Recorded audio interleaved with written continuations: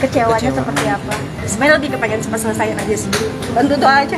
Wendy Walters menangis di pengadilan, ingin masalah cepat selesai. Reza Arab malah tidak menghadiri persidangan. Dengan kondisi mata yang berkaca-kaca usai menghadiri sidang, Wendy Walters sampaikan kekecewaannya.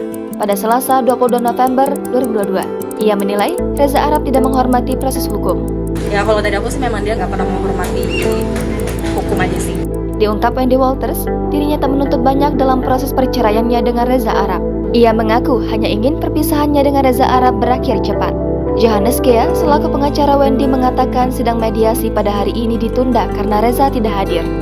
Reza diketahui ada agenda ke Bali meskipun sudah tahu jadwal sidangnya hari ini. Johannes berharap Reza untuk bisa hadir di tanggal 25 November dan hormati proses. Wendy Walters menggugat cerai suaminya, Reza Arab, ke Pengadilan Negeri Jakarta Utara pada 27 Oktober 2022. Dan gugatan ini juga bukanlah yang pertama. Sebelumnya, Reza Arab pernah mengajukan permohonan cerai terhadap Wendy Walters. Gugatan Reza diketahui berhenti pada sidang perdana. Saat itu, Reza memutuskan melanjutkan pernikahannya dengan Wendy.